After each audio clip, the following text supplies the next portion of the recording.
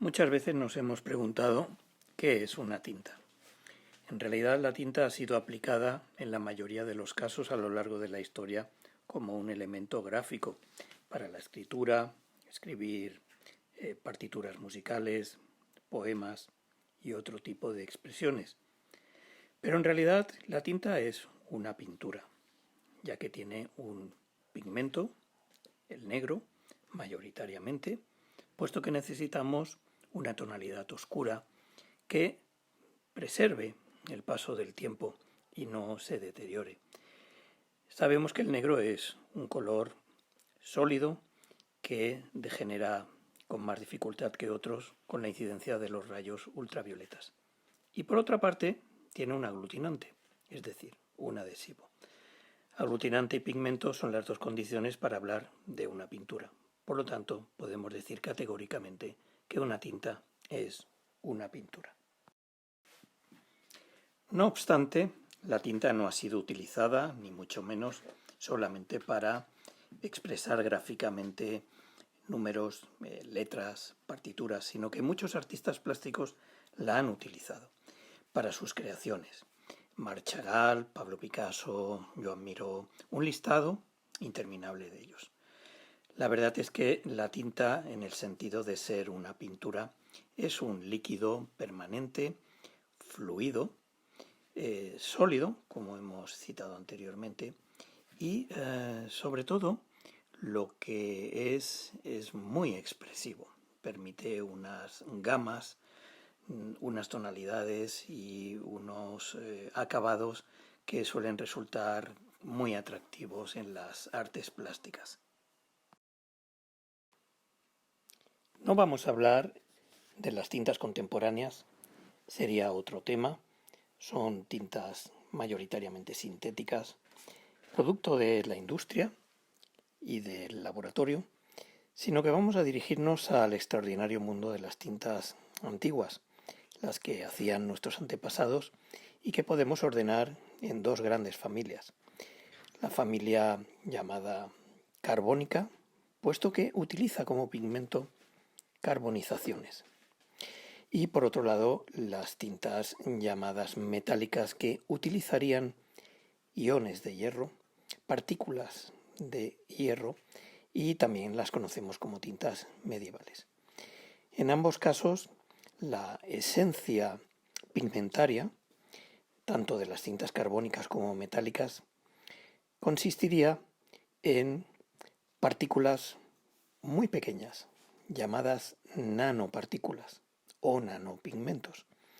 Por lo tanto, no serviría cualquier tipo de pigmento de carbón o cualquier corpúsculo metálico de hierro, sino que necesitaríamos recurrir a la mínima expresión, puesto que lo que necesitamos es que nuestra tinta sea un líquido fluido.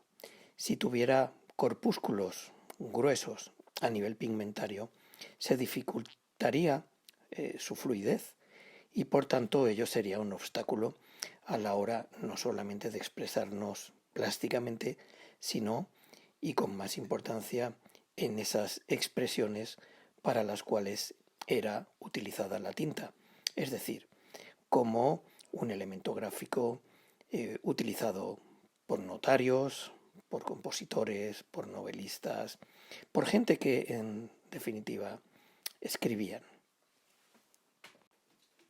Tenemos referencias de tintas en la antigüedad de carácter carbónico, es decir, las que utilizan el carbón para su tonalidad oscura, y las ubicaríamos en la antigua civilización egipcia y también en la civilización romana. Tenemos constancia de ellas y de sus procedimientos a la hora de ser elaboradas como materia gráfica y materia plástica. Precisamente reconoceremos fácilmente estas esculturas que nos representan a los prototípicos escribas egipcios con sus tablillas y sus cálamos dispuestos a inventariar todo aquello que forma parte de la gran institución de los faraones.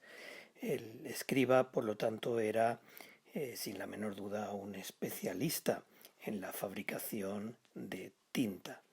Precisamente era a ellos, dentro de también una jerarquía profundamente religiosa y estamentada, a quienes les correspondía esta praxis artística, puesto que el arte de hacer tinta conllevaba toda una serie de conocimientos metodológicos y sabidurías transmitidas gremialmente y de padres a hijos. También en la escritura jeroglífica, dejando constancia de toda la cosmogonía, de toda la mitología, de toda la tradición espiritual egipcia. Estos jeroglíficos necesitaban de esas tintas como medio expresivo y también de un soporte específico, nuevamente contextual, relacionado al bioterritorio, es decir, a todo aquello que el territorio en el que uno vive y se desarrolla le aporta para poder desarrollarse en lo social, en lo cultural y en lo tecnológico. En este caso, papiros mayoritariamente. Se entiende el papiro, por lo tanto, como un soporte sobre el cual escribir, inventariar, utilizar ese lenguaje jeroglífico. No obstante, el papiro responde a una amplia variedad de soportes, puesto que en su elaboración intervienen muchísimos tipos de fibras generalmente blandas y maleables, procedentes de vegetales fluviales o de humedales, predominando evidentemente el que da nombre a ese soporte, como es el Cyperus papyrus. Las partes blandas vegetales eran seleccionadas, cortadas, humectadas en agua y después prensadas a conciencia en moldes que servirían para dar la forma definitiva del soporte, de ese pergamino o papiro sobre el cual dejar constancia de la expresión escrita y plástica. No obstante, las antiguas tecnologías de elaboración de soportes a partir de fibras blandas vegetales es muy extensa, sobre todo por la mezcla de diferentes tipologías de ellas, utilizando, sobre todo, insistiendo en utilizar fibras blandas procedentes de árboles y arbustos de carácter acuático o aquellos que se han desarrollado en medios húmedos. Fibras como también la del junco, que conocemos y reconocemos en muchos de nuestros humedales mediterráneos. Precisamente el junco permitía entrar en otra posibilidad en el momento de poder fabricar, poder elaborar una herramienta que permitiese la fluidez de la tinta sobre el soporte.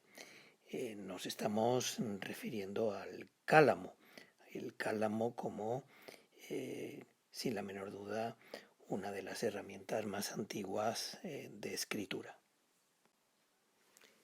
Bien, los egipcios fabricaban su tinta con pigmento procedente de carbonos, de carbonizaciones, generalmente de maderas seleccionadas, a los cuales se les añadía un aglutinante. De ello hablaremos a continuación, pero vale la pena hacer una aproximación conceptual y semántica a un término que muchas veces conocemos y reconocemos en el mundo del ocultismo. Se trata del término alquimia, que precisamente procede de una antigua transcripción de una palabra egipcia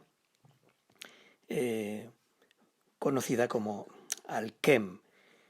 Alquimia viene de alquem, y es que esta palabra lo que significaba para los egipcios era oscuridad, y se referían a esta oscuridad en referencia a la tinta. Por lo tanto, vemos aquí una curiosa similitud conceptual, una curiosa estrategia, juego con las palabras que nos vendrían a definir etimológicamente la oscuridad de la alquimia relacionado con la tinta egipcia. Una anécdota interesante. Bien, la parte pigmentaria de las antiguas tintas egipcias la encontramos en el carbón vegetal, también conocido como charcoal. En ese sentido se calcinaban maderas previamente seleccionadas. Se trataba de maderas con un procedimiento muy lento de carbonización, controlando muy bien la influencia del oxígeno en la misma, a efectos de poder generar lo que conocemos habitualmente como un carbón vegetal.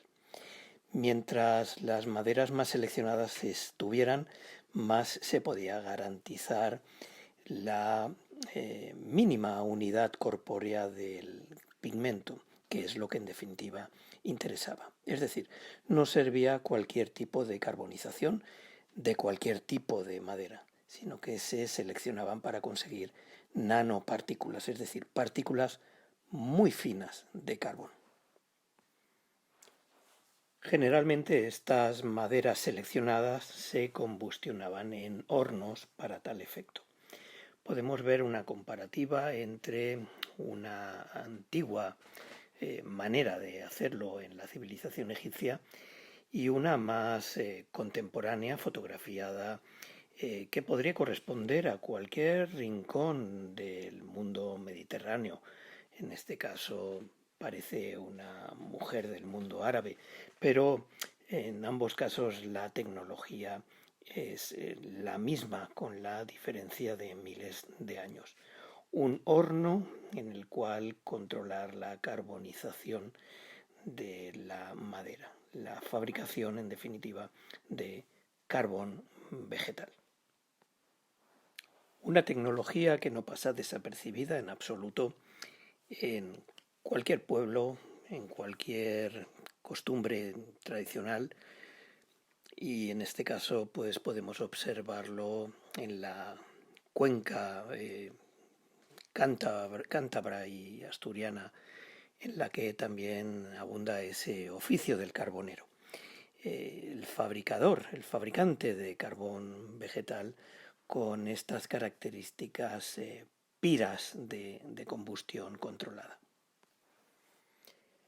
Piras en las que los troncos seleccionados de madera eran colocados adecuadamente, intentando que no hubiera grandes bolsas de aire para evitar esa oxigenación que provoca la combustión y por lo tanto la conversión de las fibras vegetales en cenizas frente a la carbonización, que es lo que interesa.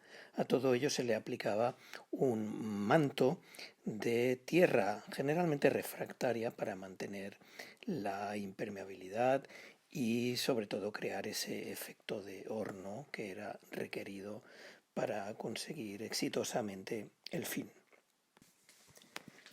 Nosotros podemos elaborar fácilmente, disponiendo de una chimenea, fabricar nuestro carbón. No solamente se puede utilizar este carbón para hacer carboncillos, que son muy utilizados en el dibujo, sino también para Una vez que tengamos el carbón vegetal, molturarlo, convertirlo en polvo y en este caso vamos a utilizar las varillas o chupones más tiernos de un olivo. Se puede hacer con las ramitas del olivo verdes, puesto que ello también, el exceso de savia, al estar fresco, proporcionará un proceso mucho más óptimo. De manera que cortamos de una manera uniforme las varitas de olivo verde. Se colocan ordenadamente, intentando compactarlas al máximo en el interior de una lata vacía que nos va a hacer el efecto de contención del oxígeno ambiental para poder propiciar la carbonización. Podemos colocar un papel de aluminio en su interior, presionándolo, para tapar la entrada de aire en el interior de esa lata llena de varitas compactadas de olivo. Antiguamente se hacía con arcilla. También podemos poner un peso, como una piedra, y colocarlo en el interior de nuestra chimenea. Lo importante es que no haya aire o el mínimo aire posible en el interior de esa lata. Seleccionamos maderas, como hacemos habitualmente, los colocamos en una chimenea y prendemos fuego. Dejaríamos que se consumiera esa madera en el interior de la chimenea y una vez todo frío podemos proceder a sacar la lata y abrir el interior, donde nos encontraremos perfectamente combustionados, carbonizados, los elementos que hemos colocado en el interior de la lata, que eran las varitas de olivo. Ahí tenemos y podemos ver que son los convencionales carboncillos que compramos en la tienda de Bellas Artes para hacer nuestros dibujos. Esos carboncillos podríamos molturarlos, es decir, triturarlos en un mortero y obtener un polvo muy fino con el cual podríamos elaborar perfectamente una de estas tintas llamadas egipcias.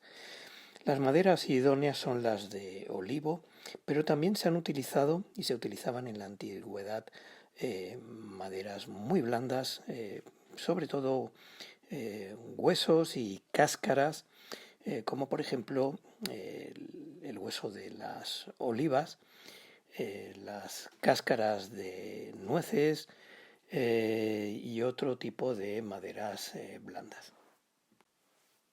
El mortero tradicional de piedra nos puede ayudar mucho para hacer esa molturación.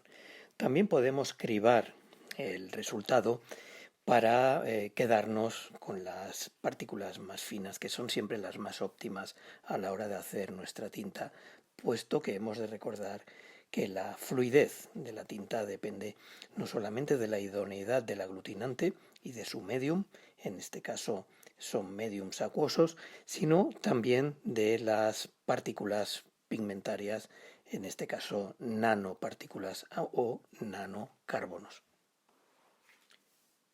Bien, recordemos que la fórmula de la tinta, como la fórmula de cualquier pintura, es la unión del pigmento y del aglutinante. Con respecto al pigmento ya hemos hablado, ya hemos presentado al carbón, que sería el pigmento de la tinta antigua de la familia carbónica o egipcia. Nos faltaría, por lo tanto, hablar del aglutinante. En este caso sabemos que un aglutinante es un adhesivo que permite concretar, es decir, pegar, enganchar las partículas del pigmento sobre el soporte. Tradicionalmente se ha utilizado algunas savias vegetales que tengan la capacidad de secarse completamente y que tengan una cierta flexibilidad. En este caso se utilizó muchísimo la goma de acacia, también conocida como goma arábiga, aunque no se descartan otras posibilidades como por ejemplo la goma de cerezo y la goma de almendro, eso sí, todas ellas diluidas en agua.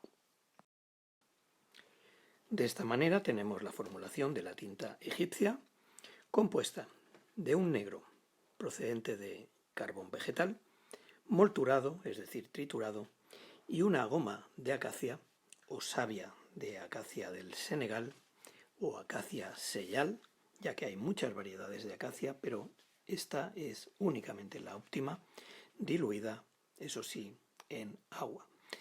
Las proporciones son totalmente arbitrarias y dependen del artesano que elabore la tinta y depende también de las características de la materia prima. Entendiendo que no todas las gomas tienen el mismo grado de adhesividad y las molturaciones pigmentarias no tienen la uniformidad siempre y puede esta variar, con lo cual las proporciones pueden ser muy diferentes. También son conocidas como tintas antiguas las tintas romanas. Ciertamente los romanos son herederos de los egipcios en toda esta tecnología, pero evidentemente también hacen sus aportaciones novedosas, de las cuales hablaremos a continuación. Aquí tenemos nuevamente la figura de un escriba, en este caso en romano, una recreación que reproduciría también el papel de este especialista en escritura. Por favor.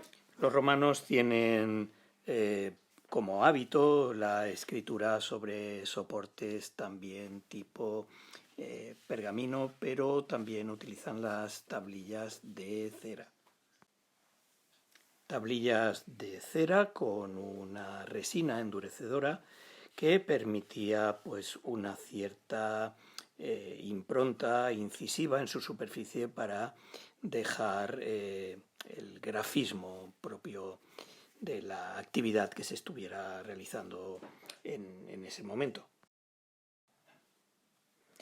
Los romanos utilizan como sistema de escritura, a diferencia de los egipcios, una novedad que es el ave, la pluma de ave, con su estructura queratinosa, colágena, realizando una incisión, un corte, con diferentes angulaciones para poder permitir que la tinta fluya con operatividad. Aunque también siguen utilizando los cálamos egipcios hechos con caña, cortada también con diferentes sistemas y angulaciones. Seguro que pensáis también en el sistema de la plumilla metálica. Bien, este es un sistema mucho más posterior y está ya vinculado pues a tiempos más recientes, sobre todo a partir de las tintas metálicas medievales, de las cuales hablaremos también.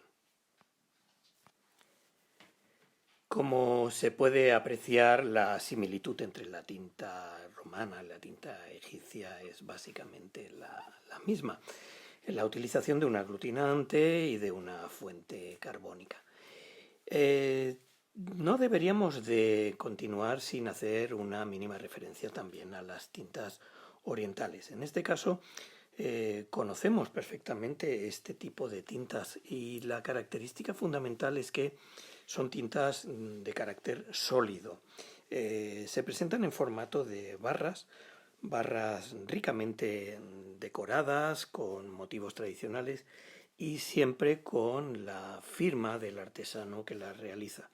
En la antigua China, estas barras llamadas mo o sumi forman parte de toda una tradición artesanal que pasaba de padres a hijos y siempre bajo el auspicio de la casa imperial.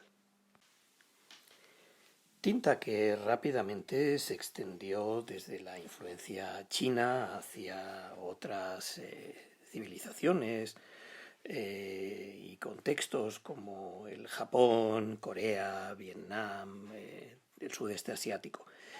Tintas que nuevamente servían para expresar en lo gráfico a través de ideogramas, pues aspectos, cuestiones de la vida social, cultural y económica. Evidentemente estas tintas son tintas que, aunque en su formato original sean sólidas, requerían de su disolución en un medio acuoso.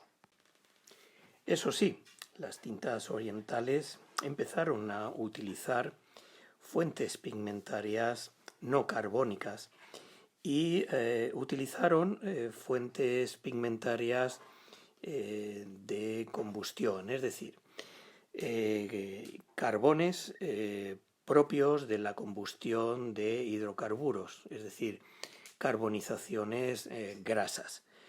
Estas tienen la característica de tener molecularmente una medida muy inferior a las estructuras moleculares de las carbonizaciones de madera. Por lo tanto, son nanocarbones perfectos para la elaboración de la tinta, puesto que son ínfimos, y eso garantiza y ayuda a esa fluidez que se busca con respecto a la aplicación de la tinta. Esos nanocarbones de combustión, como anécdota, se utilizan actualmente en la fabricación de neumáticos. Por eso su color negro. Al mezclarse el caucho con estos nanocarbones, resultado de esa mezcla es un material muy fuerte y muy elástico que le da resistencia al rodamiento de los neumáticos.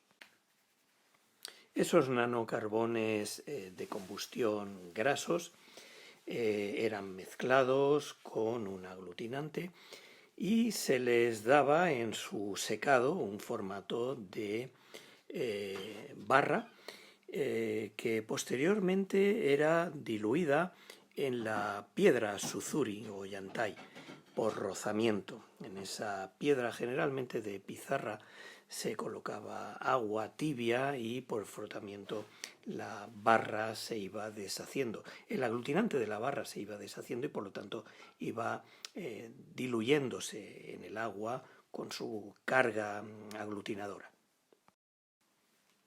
Es curioso y también en lo anecdótico como en la actualidad en Japón, desde su ímpetu tecnológico, pues ese trabajo manual de deshacer la barra sobre una piedra de pizarra ha sido sustituido por ingenios o máquinas que sustituyen el trabajo humano, incluso en lo irrisorio para deshacer en agua una barra de tinta.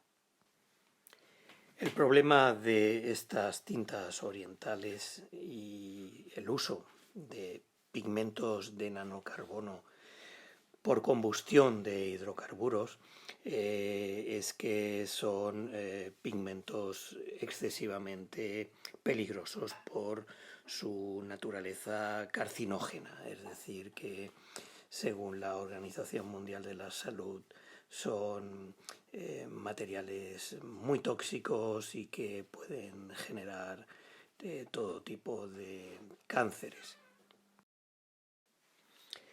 No obstante, en Japón, desde su pluralidad, también existen tintas que no utilizaban estas fuentes pigmentarias y que de una manera más similar a la tradición romana y la tradición egipcia también utilizaban carbones vegetales, siempre procurando que fuera a partir de maderas muy seleccionadas y cuyo corpúsculo fuera también pequeño, es decir, un nanocarbón. Eso sí, como aglutinante, las barras de tinta orientales sí que han utilizado tradicionalmente el colágeno animal como adhesivo. Es decir, que se han utilizado colas animales, en este caso colas muy cartilaginosas, muy adhesivas, procedentes de hervir restos de huesos, cartílagos y pieles de animales. Los más cartilaginosos y idóneos y recomendables son los de pieles y orejas de conejo. De ahí viene el nombre de la famosa cola de conejo. En todo caso, podemos decir que estas tintas orientales tienen un aglutinante animal frente a las egipcias y romanas, cuyo aglutinante es un aglutinante totalmente vegetal. Recordemos la goma arábiga o Acacia senegalensis, la goma de almendro o la goma de cerezo. Estas tintas orientales originarias de China, aunque luego traspasaron fronteras, en los manuales de procedimientos pictóricos son referenciadas bajo el nombre genérico de tintas indias, en referencia al subcontinente indio, aunque en realidad es mucho más correcto en lo semántico, en el origen del término, referirse a las tintas orientales como tintas sumi. Y recordemos que su composición es básicamente este negro de combustión de hidrocarburos, que también es llamado negro de humo, y cola animal. Bien, dejamos de lado las referencias a las tintas llamadas antiguas. Hemos revisado la tinta egipcia y la tinta romana, todas ellas hechas pues con un aglutinante vegetal y pigmento de carbón procedente de la combustión de coger maderas y carbonizarlas. Después hemos hablado también de la variante de las tintas sumi o tintas orientales. Todas ellas, la romana y la egipcia, son tintas de la familia carbónica. La tinta oriental también, puesto que el pigmento es un carbón, en ese caso un negro de humo. Y ahora vamos a pasar a hablar de las tintas llamadas metálicas. Y entonces nos vamos a contextualizar, nos vamos a centrar en el medievo europeo. Precisamente aquí podemos ver a un escriba, a un monje, puesto que en el contexto monástico se desarrollan todas estas actividades, y lo vemos seguramente escribiendo un códice a mano, puesto que hay que recordar que la imprenta todavía no existe y por lo tanto la reproducción de los libros se produce manualmente. Estas tintas medievales irrumpen en la Edad Media aproximadamente sobre el siglo XI, ya hay referencias, y más bien en la cuenca mediterránea, en una franja que estaría ubicada pues en el levante de la península ibérica, en las Islas Baleares, en la Corona de Aragón, los condados de Barcelona, el Rosellón, y llegando hasta la Provenza y la Toscana. Sobre todo en un contexto monástico, es en los monasterios donde se fabrican y elaboran estas tintas con la idea de ser utilizadas en el trabajo de escribir los códices y todos los libros de carácter dogmático por parte de la Iglesia. En este caso la formulación es una formulación ya diferente. Por eso a estas tintas medievales las llamamos tintas metálicas. Metálicas porque el hierro, el mineral de hierro, juega un papel importantísimo en esa formulación. Como podemos ver, la formulación hace mención a la unión de iones de hierro de diferentes procedencias. En general podemos hacer mención al mineral de hierro con un reactivo, puesto que será una tinta fruto de una reacción química. Ese reactivo fundamentalmente es el tanino, el ácido tánico del cual hablaremos de su procedencia, y todo ello con un medium de agua y un aglutinante que nuevamente se recupera desde los egipcios y los romanos, como es la goma arábiga, es decir, una goma de origen vegetal. Como hemos dicho, necesitamos una fuente iónica, es decir, donde haya iones de hierro. En este caso, lo que se utilizaba era extraer de la tierra de manera natural sulfato de hierro. En este caso también se le llama vitriolo verde. Es relativamente fácil de encontrar y se suele encontrar en capas bastante superficiales en forma de vetas. Es una sal, en ella interviene también el azufre y es soluble en agua. De lo que se trata es de reaccionar químicamente esos iones de hierro para provocar en ellos la máxima oxidación posible. El grado de oxidación máximo da como resultado una tonalidad azul oscura cercana al negro. Para reaccionar ese ion férrico o ferroso y convertirlo en un óxido de color intenso, lo que se hace es reaccionarlo con un ácido. Ese complejo ácido puede ser un complejo formado por dos tipos de ácidos, todos ellos de origen natural. Por un lado, el ácido tánico, el cual podemos extraerlo, por ejemplo, de muchas plantas y de muchos frutos. La piel de la granada, como fruto, es muy rica en ácido tánico. También las semillas de la uva son ricas en ácido tánico. El té verde es rico en ácido tánico. Pero también podríamos utilizar ácido gálico. El ácido gálico lo encontramos en las agallas del roble. Los insectos himenópteros colocan sus huevos en la corteza de algunos árboles y el propio árbol, en un sistema defensivo, genera un sobrecrecimiento de la corteza envolviendo al intruso que de una manera simbiótica desarrolla su vida larvaria hasta que se convierte en un insecto adulto saliendo de ese nido o de ese habitáculo y dejando pues lo que se llaman las agallas, que las podemos encontrar en los robles y en otros árboles.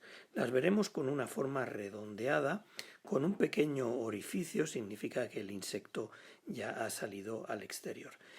Pues bien, las trituraciones, convertir en polvo piel de granada, semilla de uva o las propias agallas de los robles o de otros árboles, ese polvo marronoso es una buena fuente de ácido tánico. Y si se utilizan las agallas, de ácido gálico. En general, podemos hablar de ácido tánico y ácido gálico. Ambos juntos o bien por separado serán muy buenos reactivos para oxidar la fuente iónica del hierro.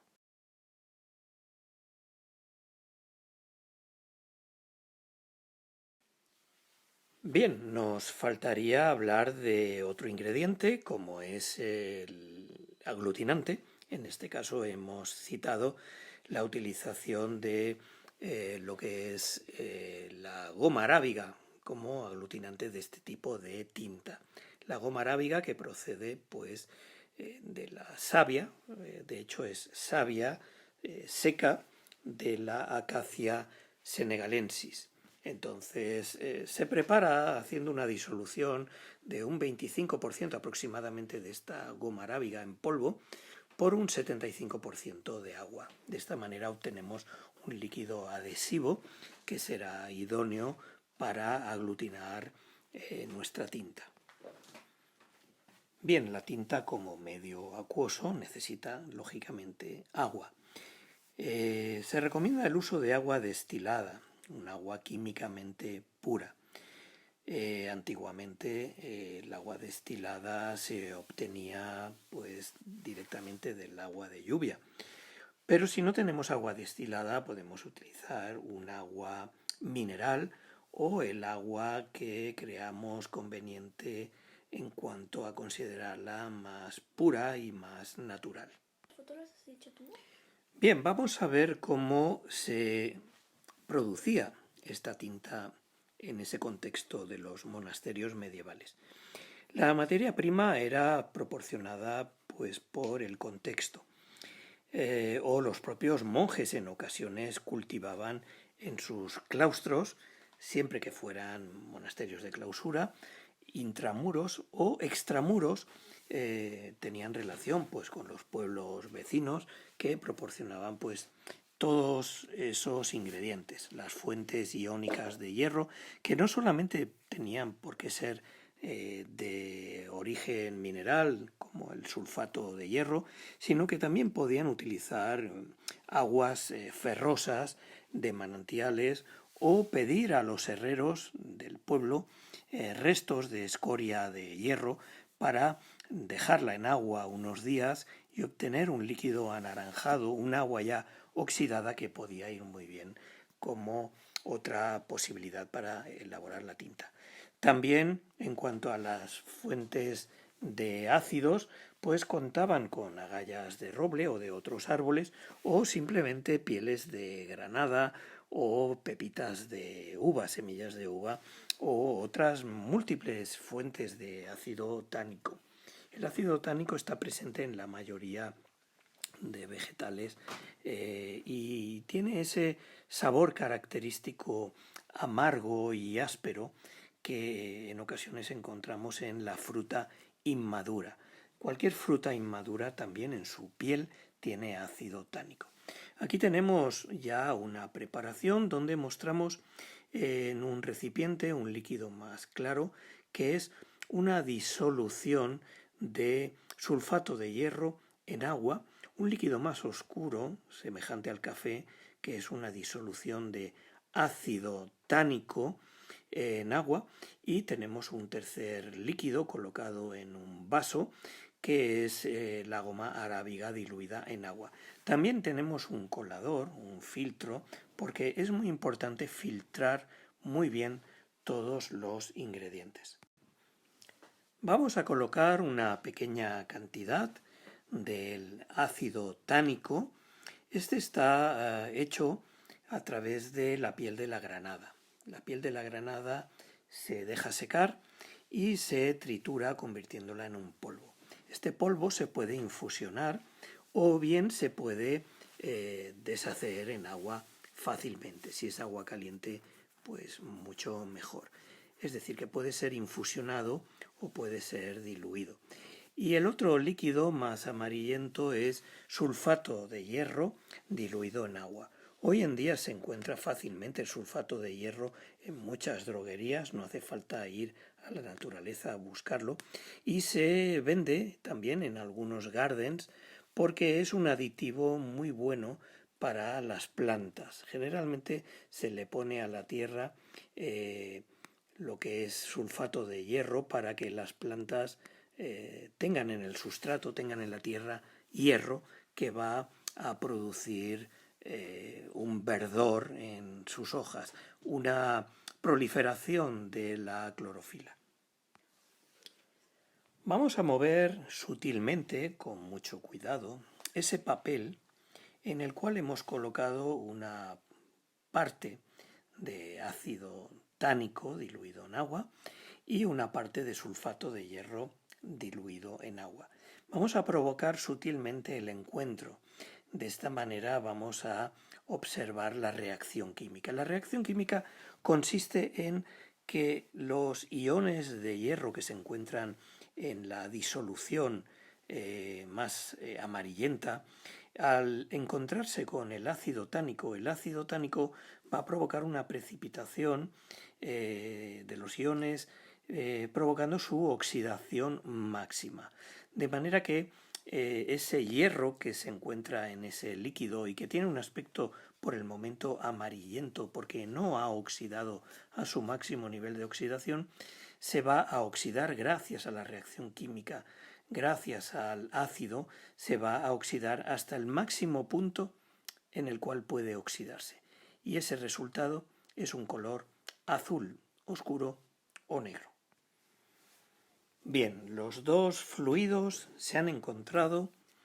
Al encontrarse se ha producido la reacción química y ahí observamos en la zona intermedia del encuentro pues ese color azulado, negruzco, que en sí mismo ya es la tinta metálica, la tinta que estábamos buscando. Lógicamente, el aglutinante ya está incluido en ambos medios, es decir, habíamos colocado la goma arábiga diluida en agua en el ácido tánico y habíamos colocado la goma arábiga en la disolución del sulfato de hierro, de manera que este líquido que ya tenemos ahí en el centro, que no es otra cosa que nuestra tinta metálica, ya tiene aglutinante, con lo cual en el momento en el que se evapore el agua y se seque, quedará perfectamente coexionado, pegado, adhesivado, enganchado. Esta es nuestra tinta metálica medieval, es la tinta que también podemos llamarla tinta ferro-tánica, ferro porque lleva hierro, tánica porque el tanino es el ácido que la ha reaccionado. Si fuera un ácido a base de agallas de roble o de otro árbol, podríamos llamarla tinta ferro-gálica. Pero como en la mayoría de los casos se utilizan ambos ácidos mezclados, se le suele llamar tinta ferro-tano-gálica. Aquí podemos apreciar mucho mejor esa mancha que se ha generado. Si bien en los primeros estadios la tinta es de un color azul oscuro, a medida que pasan los minutos la oxidación se va concretando más hacia el negro.